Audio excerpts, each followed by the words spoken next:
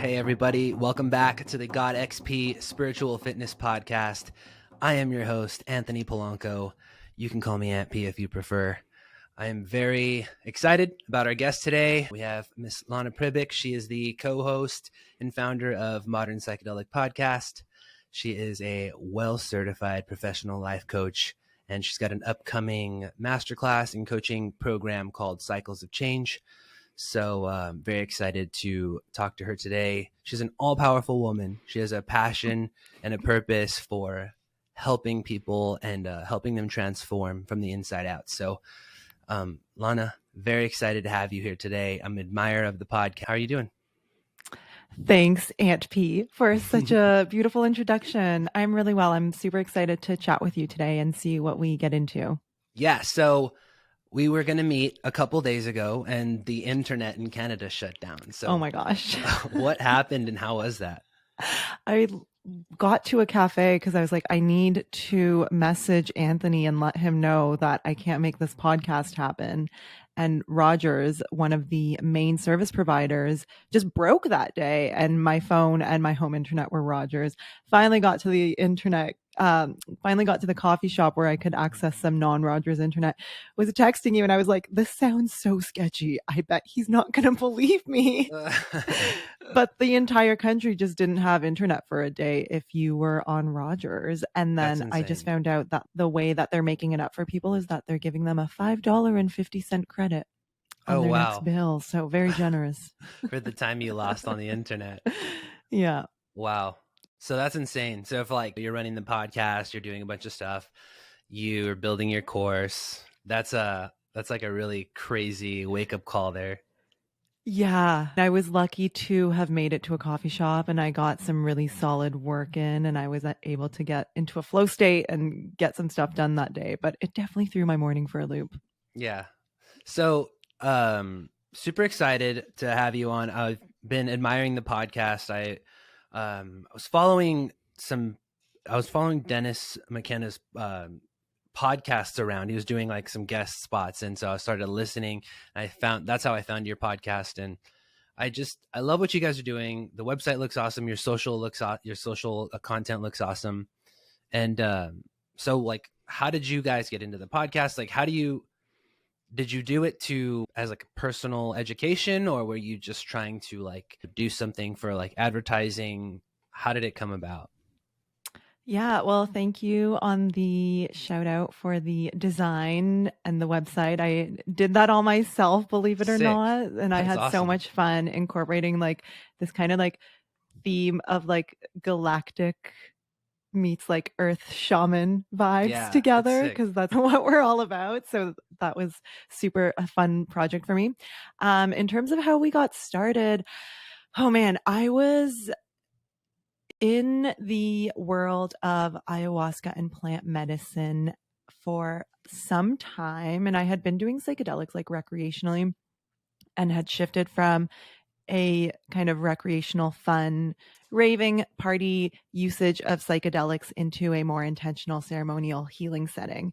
And naturally, I'm like such an obsessive person. Like when I get into something, I get really into something. So I started noticing these life-changing benefits of psychedelics. Like, for example, LSD helped me to quit smoking cigarettes, and ayahuasca was really helping me during a time of like heartbreak and suicidal ideation, and just lifting me out of that dark place by really softening the heart and just showing me, like lifting the veil, really, I would say. And so, yeah, I got really obsessed with like learning all about this, was reading so many books, consuming so much content about psychedelics. And I just felt this like deep need and desire to share everything that I was learning with people. And it was the start of the pandemic, March 2020, when so many of us started projects and things, seems like. And a couple of months before that, I was actually journaling and thinking about how I can get involved in the psychedelic space and kind of get like my foot in the door. Like, I don't know, just like be involved in it somehow. And I thought I would love to interview all of these people that I am reading stuff about and share that with the world and share this information with the world. So that kind of came through in a journaling session. And then a few months later in March 2020, I started the Instagram account. It exploded. Like, I think that was when psychedelics were not as talked about on Instagram. And it was honestly like a luck of good timing. I think like people really resonated with the content. It was coming much more from like a heart space than a scientific lens, which I think really resonated with people. And I was just sharing my journey. I was just sharing everything that I was learning. And then I wanted to start the podcast, realized it was going to be so much work, put it out into the universe that I wanted to bring a partner on.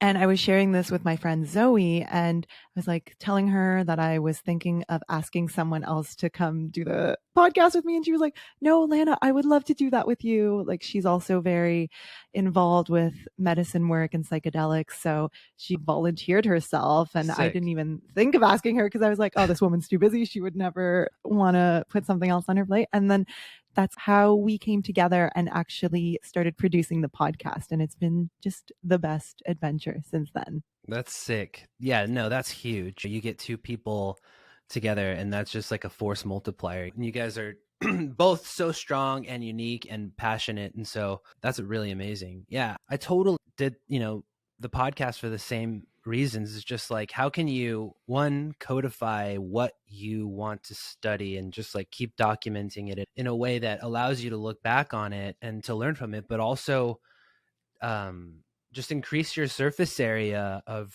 connection with people in the industry and get to know more people. And I think like these conversations that you can have with people who are either leaders or teachers in any field, it's just the ability to not only synthesize like experience in just like an hour or two and like spread that to as many people as possible, but like it's just an amazing opportunity to capture some knowledge that's from unique experience that someone has and scale that to a lot of people at once. And the value of that it's brought me has just been immense. I can't stop doing it now. Yeah, it's podcasting as a medium is just the best. I'm sure we share such a mutual love for it. But yeah, exactly what you're talking about. Like, there is such a power and a ripple effect in sharing something from the heart and from a place of just genuine curiosity and love for it versus sharing something from a place of like, I think people will find this interesting and it'll be good for my metrics. Like, that's always been the space that we came from in modern psychedelics. Like, we rarely take guest pitches.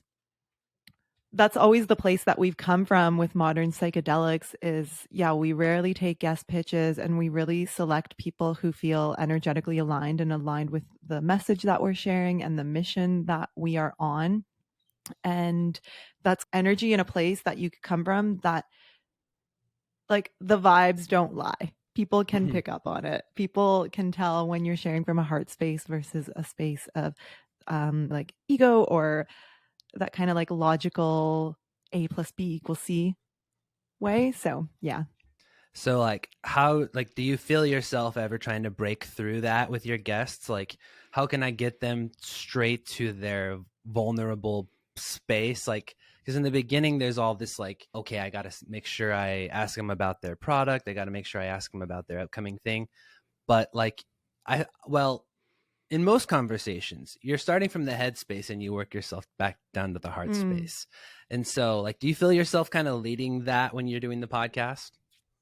Yeah, that's such a great way to put it. Like, going from the head down to the heart, it flows down. And there's definitely that flow to it where you can start on the surface and dig deeper and deeper. And then all of a sudden, like, you're there and they're open and they're vulnerable and they're sharing and it's amazing. And then you're like at 45 minutes and thinking, oh crap, I should have booked them for 2 hours. Yeah. But I think funny is you don't know what is that, like, where's the hidden gem going to come from? Is it going to come from just talking about personal life, or is it going to come from really trying to dissect their expertise in questions like as quickly as possible? Yeah, I think, that's a good question. I think people give us what we put out. Like, there's a reciprocity that happens when you're in conversation with someone, whether it's on a podcast or not on a podcast. And I think like in terms of the way questions are asked, questions that are asked, and just like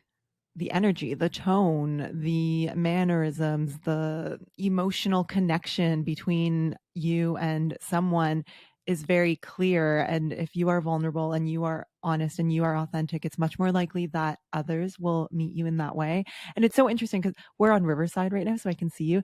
When we record, we use Zencaster and we don't even use video. So there's this whole other cool. layer of connecting only through voice. That's really special. Yeah, that's really interesting. I think like there's been certain episodes where I've recorded looking straight into the camera the entire time or without the screen on, so that I can deliver my sight straight into the lens. And then other times when I've spent looking straight at you the whole time. And I don't know if people realize how much sacrifice is happening on the end of the recording, of whether for you guys using just your ears, you're having to concentrate and focus a lot of your energy on directing the conversation. Here, a lot of podcasters, they look straight into the lens, even though there's video. So they don't actually get to see the expressions and the reactions. So you're enjoying this podcast. You've got something to do after. You've got something to do later. So you're enjoying this podcast and you've got something to do later. Well, look. Times are hard. It takes a long time. You got to get in your car to go somewhere, do something. So you're enjoying this podcast, but you've got a lot to do today. Time's going by. Days fly by. Lots to do. Time in the car, driving, getting your clothes on, getting your kids ready for school. You need something to get you through the day. Damn it, I wish I had it with me. I don't have it. Okay. So then it's not going to be Mojo. It's going to be, what would you do if today was the last day for you? If you got walked outside your door and you got clipped, taken out, something hit you in the head, done. Okay, ready?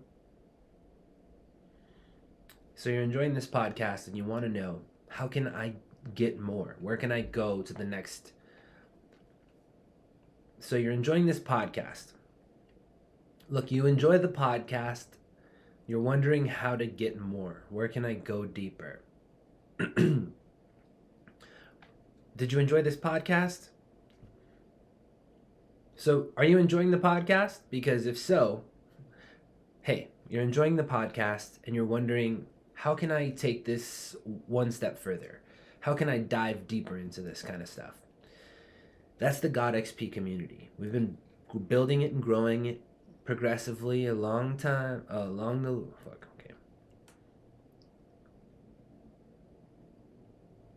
Yo, you're considering.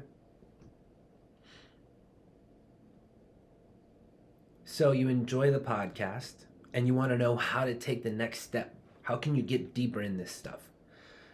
You know, we've been growing a community alongside the podcast, one person at a time, and it's gotten pretty poppin' now. We've been doing this for a while. So I invite you to take part in the community. You can get lifetime access to the community right now for a limited time with purchase of any GodXP course. So highly recommend it. You can also purchase community access on its own, but it's definitely recommended that you get it for free by signing up for a course so that you can feel like a part of the fellowship, because everyone in there right now, for the most part, not everyone, I shouldn't say everyone, but the majority of them came from a course, started with a course. So they got some good training and some bonding in that, and I highly recommend you have that experience as well. But of course, you're invited to just purchase the community, get in, watch all the free content. There's free meditation videos in there. There's a bunch of free articles and interesting other videos. So you can meet people who are interested in expanding themselves and figuring out what life's all about for them as well. And it's just a great place to make friends. Friendships are going down. And it's just a great place to be in these times when there's a lot of negativity in communities online. And this is a place where like world changers are getting together, you know. and powering up. So I highly recommend, if you love the show, go where other people love the show, meet other people who are into the show. That's what I would recommend. Go to godxp.com/community and find out more. But again, like, voice is so telling, energy is so telling. You would be surprised at how much you can get out of someone through just video or through just audio. Yeah, no, that sounds exciting and interesting. I can already imagine like what taking away that layer, how much more engaged you become in listening to the inflection and stuff. So has there been any struggles or challenges with running the podcast? Have you guys considered dropping it at any point? We haven't considered dropping it at any point.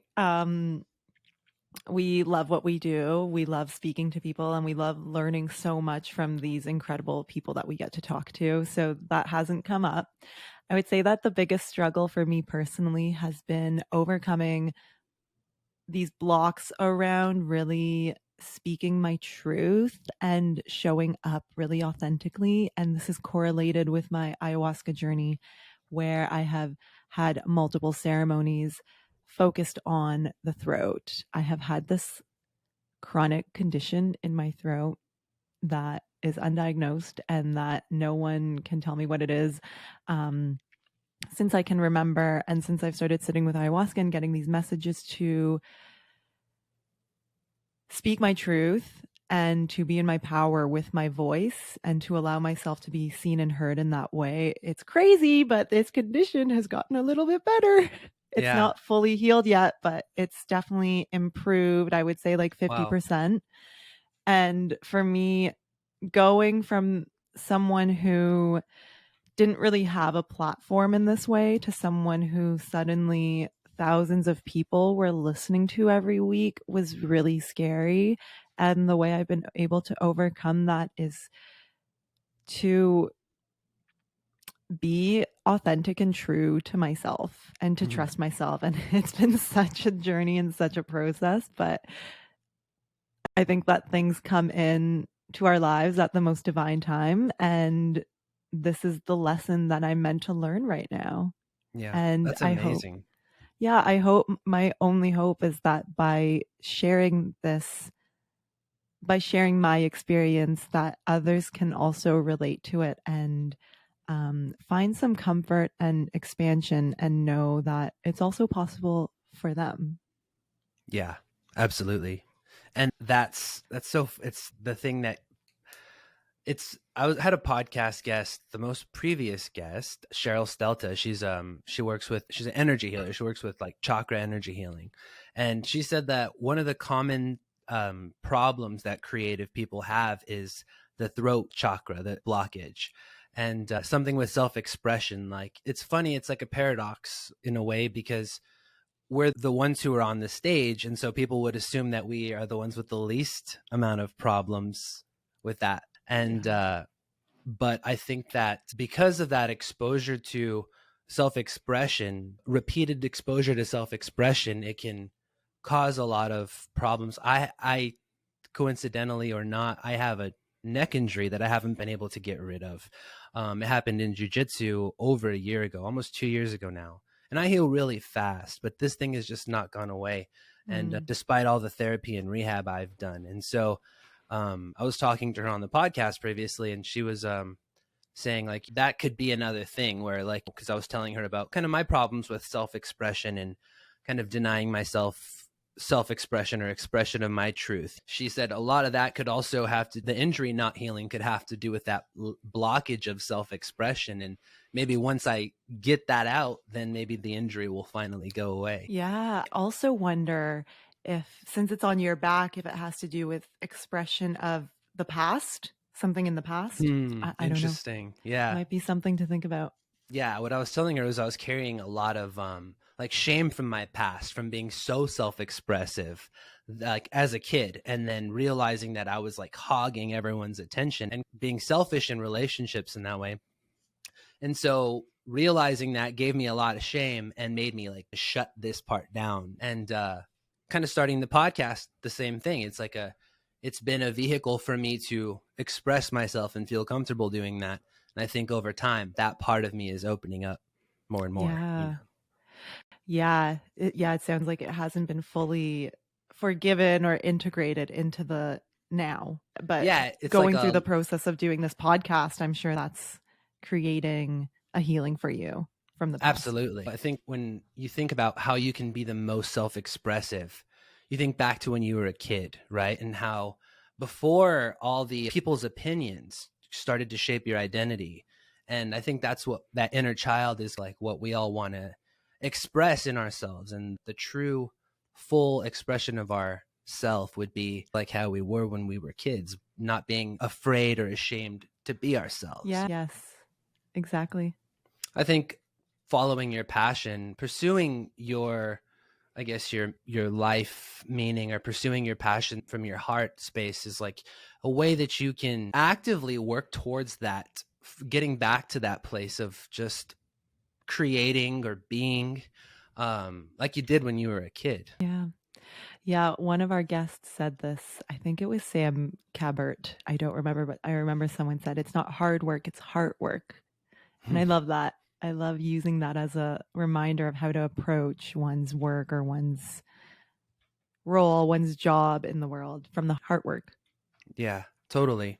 It's like, so it's really awesome to hear that. I wanted to tie that back into what I was about to say before, was how that's the connecting thread.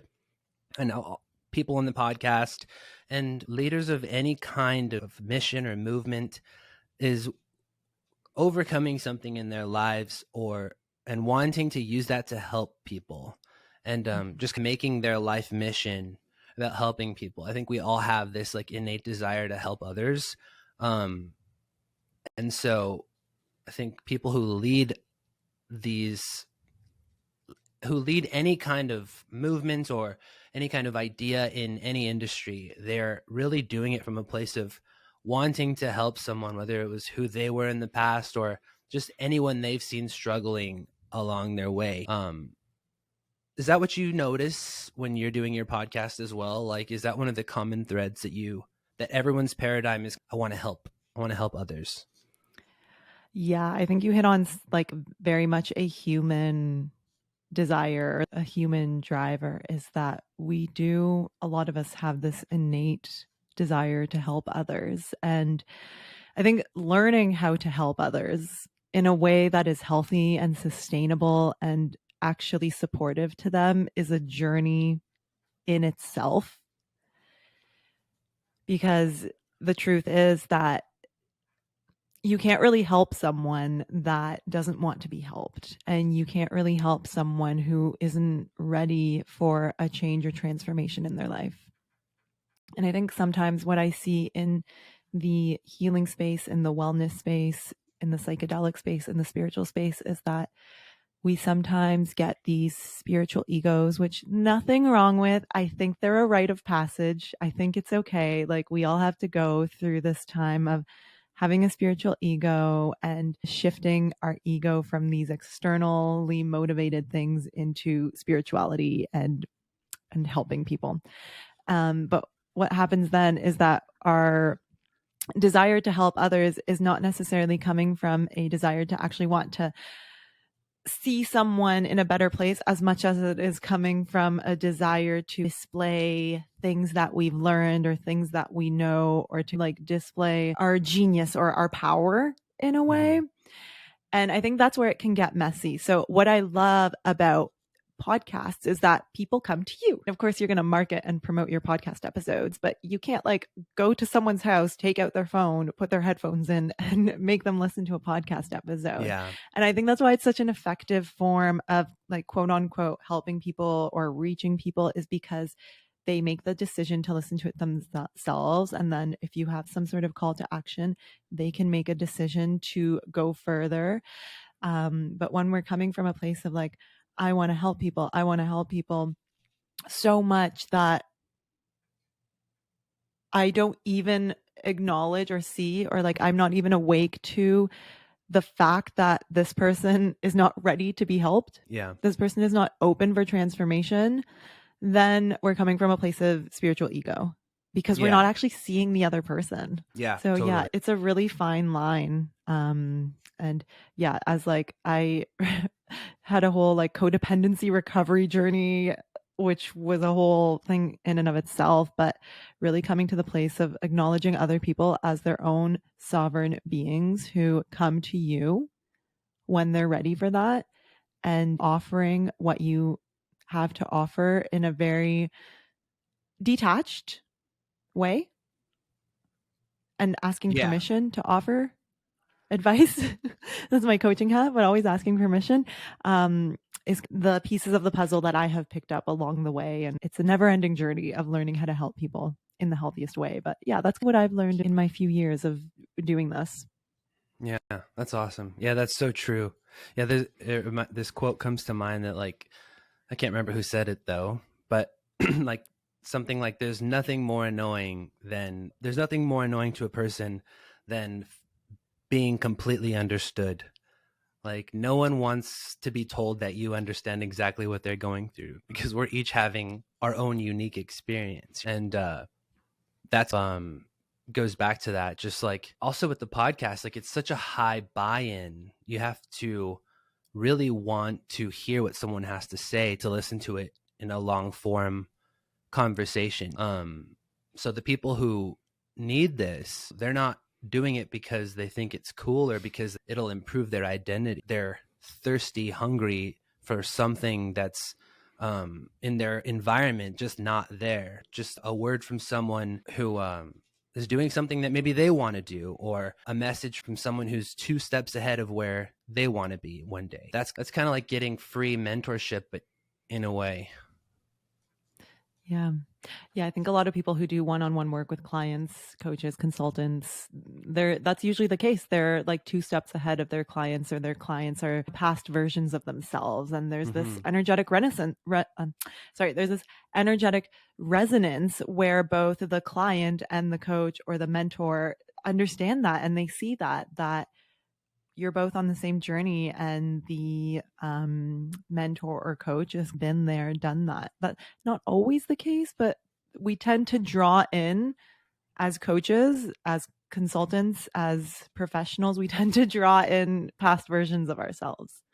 Yeah, not in every way, right? Like that's like in one way, like you can learn so much from someone, but I think the problem becomes when like we idolize someone and try to copy like everything that they do. I think like when you can go to a coach and learn like what they uniquely have obsessed about, that's priceless, that kind of thing. So was there a moment in your life where if you look back, you could see that you were going to be like coaching and being a life coach and having a podcast talking about psychedelics? Like when you were a kid, was there a moment when you thought like, I want to help people, or I want to help people transform, or I want to speak to people?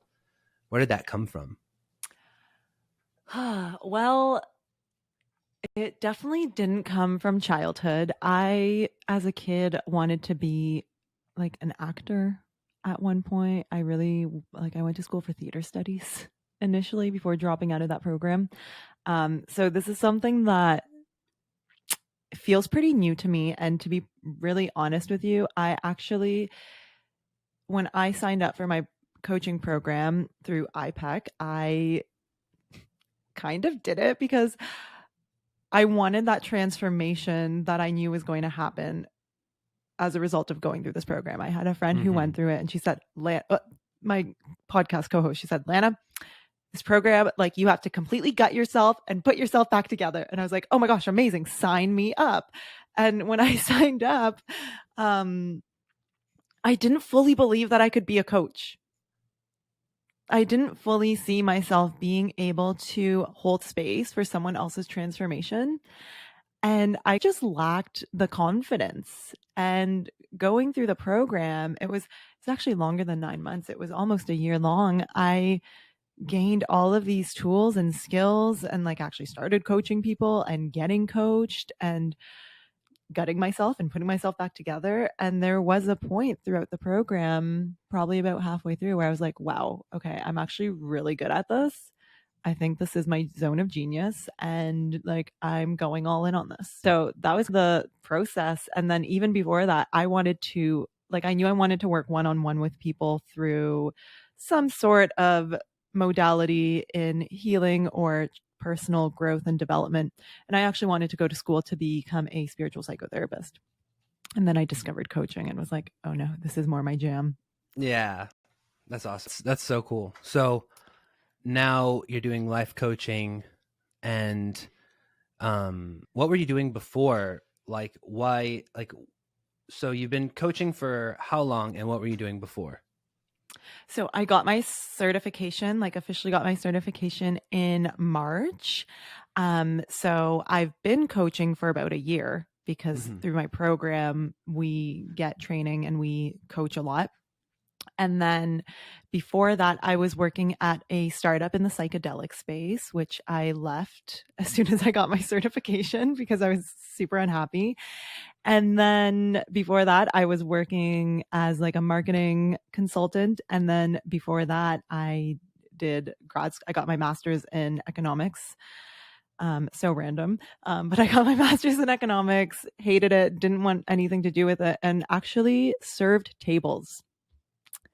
I was a waitress for about a year and a half, which my parents were not thrilled about. We are all going to find our way in our own divine timing. That's all I have to say about that. Yeah, no, it's good. Varied experience. That's super good. Super beneficial in life. Yeah. That's cool. Yeah, okay. So it all comes together. So what about so I saw that you do Muay Thai. Where did your fascination for that come from? Well, when you just mentioned jiu-jitsu, I was like, oh my gosh, I really want to talk about martial arts. So I'm glad you brought this up. It's not easy to walk into a Muay Thai class or to do a Muay Thai class. So I got to hear like how that came about. Oh my gosh. Well, it's just completely changed my life is how I want to start the story. But I don't know. I was always interested in trying boxing, and it was like this inner desire that I had. I was like, it looks cool. Like, so for those who don't know, Muay Thai is Thai boxing. It's boxing and kicking and elbows and knees. Yes. Yeah. It's really badass. So you're interested in boxing. I really wanted to try it. Had an ex-boyfriend, taught me like a few things, but never took it seriously. And then I started my fitness journey like 3.0 in November of 2021. And things had been like going well for several months. I was starting to see some changes. I was like starting to love working out, and I was like, I need to switch it up. Saw someone at my gym getting a boxing lesson, and I was like, oh my gosh, I need to do this. Walked up to the guy at my gym and I was like, can you teach me boxing? And he was like, yeah, sure. I can teach you Muay Thai. It's almost the same thing. And I was like, yeah, sure, whatever. And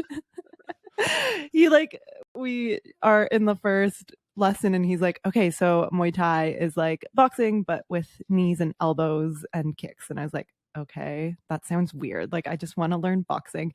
Anyways, by like week 2, I was absolutely hooked, like so obsessed at the age of 31 to finally find a sport that I was just so excited about and made me understand people's obsession with fitness. And I had tried like literally every sport under the sun, from tennis to volleyball to flag football to lacrosse to soccer to like everything. And I finally like feel like I found my thing. Wow. Yeah, that's amazing. Yeah, I feel the same way with jiu-jitsu. Like I loved basketball, but it was when I took my first jiu-jitsu class, I thought, why didn't I know about this my entire life? Like there's no better, I'm sure Muay Thai feels the exact same way. There's no better exercise than to like, there's something so primal about just like a combat training that it's a feeling that you get. Like it's a feeling like no other exercise. You can run. I don't care how much you run. I don't care how much you lift weights. You cannot get it. It's something tough. It's tough. It's extreme. Oh, and Muay Thai is extremely tough. I've done a few Muay Thai sessions, not a lot by any means, but it's its own beast. And the way that your legs, your shins feel from kicking slightly wrong, like my shin hurt one time for like, a month. I had a spot on my shin that was just so tender. Yeah. So how are you liking it? What's your Muay Thai philosophy so far? I love this. I love that we're talking about this right now because I want to do a whole podcast episode about everything I've learned about this. But by the way, Lana has a solo podcast called Begin Within. Yes. And I highly recommend that. Yeah, thank you. Thank you. So my philosophy around it is to really embody the mindset of mastery. And this is something that I teach my coaching clients. It's this idea of approaching life through a performance mindset or a mastery mindset, where performance, you're usually doing something in order to like achieve a like specific measurable outcome. So with Muay Thai, that would look like, okay, well, like in 1 year, I want to have my first fight and I want to win. That would be like a performance-based goal. Whereas like a mastery-based goal is tied to this idea of consistent growth, always learning new things and always being open to becoming better at what you're doing than you currently are. And the cool thing is that when we actually when we approach our goals through this mastery mindset versus a performance mindset, the outcomes actually tend to be a lot better because we put less pressure on ourselves. We're comparing ourselves less to others, and comparison itself just takes up so much of our energy. So Muay Thai for me has really taught me the power of thinking in this way, where it's like each and every week, I am only concerned with being better than last week. And I am not looking to compare myself to others. I'm just here to friggin' enjoy the process, to push my limits, to find out that working out in fitness can actually be really fun, and to like see where I'm at in a year. Mm-hmm. That's it. And it's like, it's been such a beautiful journey. I don't think I've ever approached anything in my life through this lens. And it's just been like so incredibly rewarding. So yeah, the philosophy is just like, enjoy it, can focus on continued growth and improvement, and just like be open. That's so awesome. That's martial arts. Like that's one thing that martial arts philosophy is so special for, is just instilling that lifelong student mindset. Like it's like you said, like competition and being performance driven can really strip that away even in martial arts. But that philosophy is so rich because there's always a bigger fish. You're never the best one at martial arts. Yeah. And so that humility is built into the practice, and there's a lot of probably universal with all martial arts. There's a lot of humility. Yeah, I think with martial arts, like especially if you're actually fighting, which I don't plan on doing, but if you're actually fighting, I imagine you would get humbled pretty quickly. Right. Yeah. If you weren't already, right? Because you're literally getting punched or choked if you're doing jujitsu. And the thing that really surprised, I don't know how long you've been in like the martial arts scene, but the thing that like really surprised me about martial artists and people who practice martial arts is just like how freaking chill they are. Yeah, like I always imagined they would be like, I don't know, these like meatheads with like big egos, but they're super chill, super humble. Yeah, I expected the exact same thing. Like I walked into my first martial arts class ever when I was 25, and I was scared. I thought it was going to be like, I guess like how you'd imagine an MMA gym in a movie would be, you know, like really loud metal music and everyone's mean. But yeah, it's like you can't believe how comfortable you are made in a gym. I would feel comfortable walking into any jiu-jitsu gym in the world, and I know they would treat me so well. And even the tough guys, like even the guys who just got out of jail who are training, they are as nice and will communicate with the mom who's there training with her kids. Yeah. It's like amazing how this community space forms in a martial arts gym, and people from all walks of life, they come in humility to learn, and they know there's no end to that learning. And Jiu-jitsu is unique because the competitors all train with the hobbyists. If you pay a membership to a gym, you'll train with the guys who are going to Worlds and ADCC. They don't have their separate training camps. Like, they either run the gym or they're a black belt in a gym that has a public class. So that's just so telling in and of itself. Like, that really sends the message that, like, this is an even playing field. It is. And it's it creates an amazing learning environment, and just it's very inspiring for hobbyists to feel like maybe I can do it. I get to train with them all the time. And with competing, Muay Thai is way harder to just be a hobbyist and compete. But with jiu-jitsu, as a hobbyist, you can show up and compete, and you're not going to get knocked out or leave with blood all over your face, most likely. Everyone's running around like chickens with their heads cut off, screaming that the sky is falling. But if you and I were born 200, 400, or 1600 years ago, the chaos, disorientation, and confusion would still be there. There's nothing new under the sun. If there's anything I've learned from reading history books. And it's the silent operators who know what they're doing here in life, in general, fulfilling their purpose still, getting all the health, wealth, love, and happiness that's offered in this world today, right now. See, the world's not going to end today. You're not going to die today, but the clock is ticking. So what are you going to do to make sure that you get yours? See, only you can save you, and only you can determine why you're really here. This life is a one-player game. No one else is going to be able to save you. So, how are you going to get your health, wealth, love, and happiness? How are you going to squeeze every last drop of existential potential out of this life for you? You might not feel connected to the universe. You might not feel like you have a divine purpose here, but you must want to squeeze every last drop of potential out of your life before you die. And if you do, then I recommend you go to deathmastery.com right now and join the next spiritual fitness camp. This is a concrete way to level up your spirit for you. Self-transformation through active meditation and writing, because no one knows what you're going through. No one knows why you're here. But God, the universe, the source, the divine intelligence, whatever you want to call it, this game is between the two of you.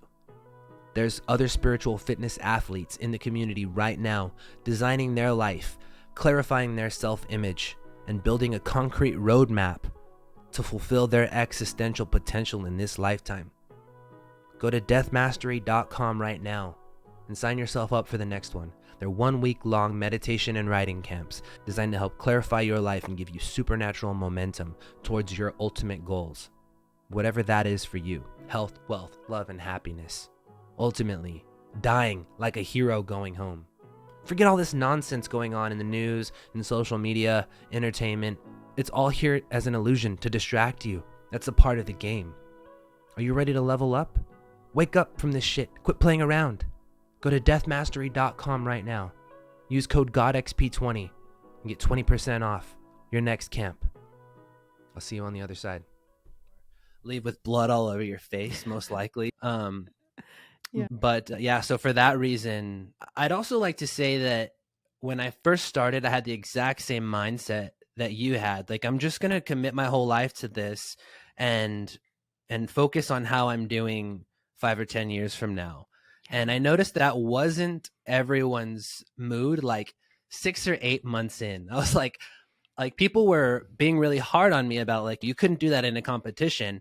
And I realized that people were competing at this like 6 months in. Like, I didn't even think that hobbyists were trying to compete and stuff. And so a year passes, 2 years pass, and I still really hadn't competed or cared about competing. I did it like once. And once I started to compete, that's when I was always obsessed. I was always in the gym. But that obsession became negative when I started to compete. Like, I would stop showing up to the gym for months at a time, like out of nowhere, just because I was hard on myself. Or I would really obsess and sacrifice a lot in my life to be in the gym, like if I was a competitive athlete. And that came out of nowhere also. And I didn't realize that was happening. I actually, like, looking back on it now that you said it, like, I can see how even after my last competition, how I didn't need to stop training, but I was so emotionally exhausted from competing, and the pressure I was putting like on myself to, I don't know, I guess shape my identity in a way, or reach an ideal in a way, that I just had to take a break because I was fatigued emotionally. That didn't need to be the case either. Well, what a perfect example of, it sounds like you started your journey with jujitsu from this mastery mindset, what I was just sharing about, and it started shifting into a more of a performance mindset, and you became much more concerned about the outcomes. And that, I love this example because that really shows when you make that shift into a performance-based mindset, that's when those energy leaks start to come in. And that's when those like destructive thoughts and those competitive thoughts start to take us out of the moment and being able to enjoy the process. And this is what I love about getting to the energetic level of how people are showing up. And by energetic level, I just mean like the thoughts, the belief systems, and the emotions that we feel on the inside, how powerful those are for determining the way that we actually show up, the actions we take, and the results that we get. So that's why I love this example, because that just perfectly shows when your internal reality shifted, your external reality also shifted. Yeah, absolutely. And my mindset might not have consciously shifted. Like I didn't think anything differently, but on the energetic level, that was happening. And I might have still thought, oh, I'm doing this for life, or, oh, I'm not worried about it. But in reality, the things that were on the subconscious level affecting me, they were going unaware of those things. So how, tell me about how like you help clients with that through either cycles of change or with your core energy methodology. Yeah, that's a good little segue because the cycle of change is a masterclass that I'm holding this Wednesday. So it's tomorrow. So it's probably going to be gone by the time people listen to this. But with core energy coaching, that's exactly what I do. We look at your core energy, thoughts, belief systems, and emotions, and the core of that, the root of that, where that's coming from, where that motivation is coming from, and how that influences the way that you show up. And I actually work with a model of 7 levels of energy. And at level 1, we have that victim consciousness where we just can't get a break from the world and everything is out to get us and everyone is out to get us, all the way up to level 7, which I call creator consciousness, where we are the gentle observer of the world. We are at complete ego transcendence. We realize the kind of illusion of everything, but we're also observing it, creating it, and participating in all of it, all at the same time. And all of us are at different points on the scale of the 7 levels of energy or consciousness throughout different times of our life, throughout different times in the day. But I really help my clients to bring awareness to their core energy, their energy levels in a really tangible way so that they can make decisions about, is this serving me or not? It's not. Okay, well, how do I want to show up? What thoughts and belief systems would actually be supportive in getting me to where I want to go? So we kind of work with that. And it's a process whenever we're rewiring belief systems, but it is powerful work and I'm obsessed with it. That's so awesome. So like how do you define how that's your realization, your understanding of these 7 levels of consciousness? Like how would you quantify the change that it's had on you and impact in your own life? I think for me and for my clients, like the feedback that I get from them is that it gives us a language and a terminology and a structure to understand our consciousness. It gives us a very tangible way to understand where we're operating from. And I even do something called the Energy Leadership Index Assessment, which actually gives you an assessment of your unique energy and your unique energetic profile under stress and under normal conditions. So we actually get like this metric that tells us where you tend to operate from. And once we learn this model, once we learn about the 7 levels of energy, then we can increase our awareness around it. And awareness is always, I don't know, a large part of transformation. I was going to say 70% of the transformation, like awareness is the hardest thing to get to in a lot of ways because we don't know what we don't know. But once we start to understand the world in a different way and we start to understand why we do the things we do, we can start to ask questions like, where did this come from? Is this serving me? Is there another option here? And what the 7 levels of energy tells us is that there are 7 different ways to show up in any given situation. And we have the power to choose how we want to show up, but we can't choose if we're not even aware of it in the first place. That sounds great. That's quite profound. Yeah, the power and the power of awareness in our lives is so understated. Awareness itself determines what outcomes we get out of life. The things that you are aware of are always going to be limited, and that's just because there's an infinite amount of things to be aware of at all times. And so the things that the ability to change, the ability to transform, all is in awareness. Without awareness, it is the tool, it is the key, the signal for transformation. The questions that you ask are defined by the things that you pay attention to, and the questions that you ask are the only answers that you will receive from life. And so by changing what you pay attention to, and you will ask better questions, and by asking better questions you will get better answers out of life. Yeah, and I would even go so far as to remove that judgment of like better questions or better answers. Sometimes it's just a matter of like, it's not even better or worse, it just is what it is in this given moment. And if we can come to a place of acceptance that we are always getting what we need at any given moment, that kind of like releases some of the pressure, lets the air out of the balloon. I always like to use that imagery with my clients. Like, how can we let some air out of the balloon and release some of that pressure? It's not good or bad, but let's come to a choice point of, is it serving me or is it not serving me? And I guess we can say like, if it's not serving you, it's bad. If it is, it's good. But every experience and everything can serve us if we're open to learning from it. So we can transform these like bad experiences or bad answers or bad questions into ones that do serve us. We just have to have that awareness that it's possible and the mindset for growth. Absolutely.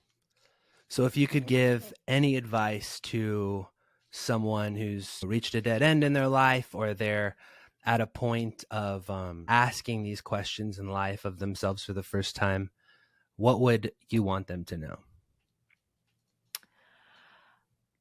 The thing that's coming to me immediately is the name of my podcast, Begin Within. Like, start internally, examine your internal world, pay attention to your thoughts.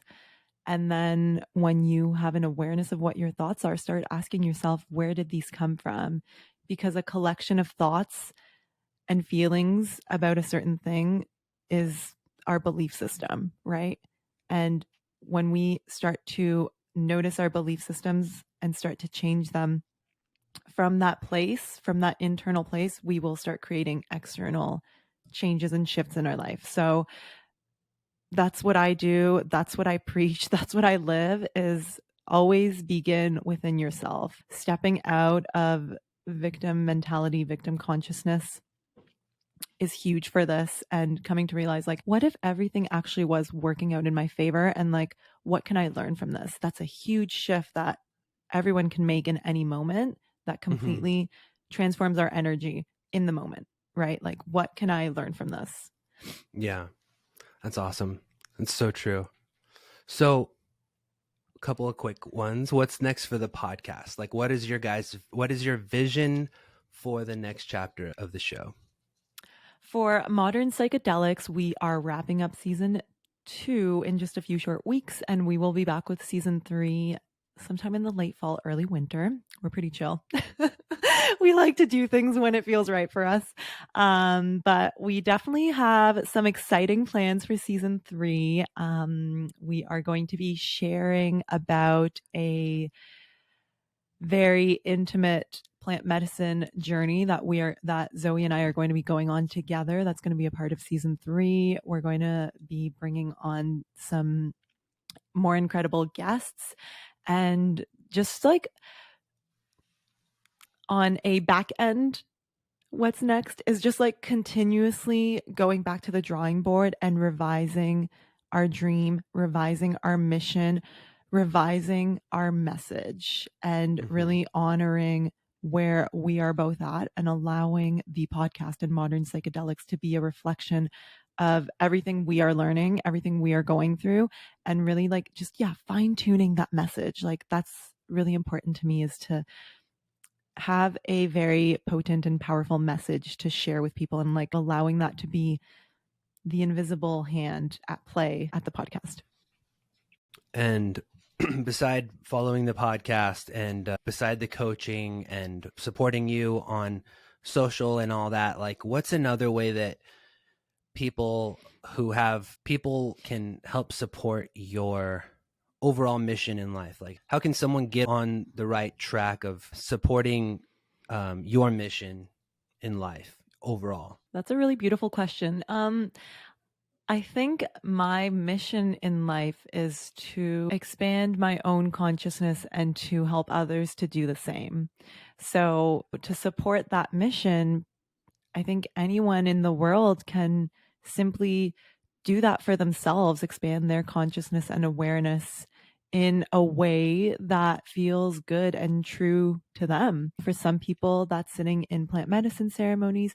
For some people, that is going traveling. For some people, that is volunteering their time. For some people, that is reading scripture. For some people, it's, I don't know, it looks so different for so many people, and just like honoring whatever that looks like for ourselves so that we can continue to evolve as individuals, as a society, as a collective. That sounds like the fulfillment of my personal mission, and one I'm sure that many of your listeners might share with me.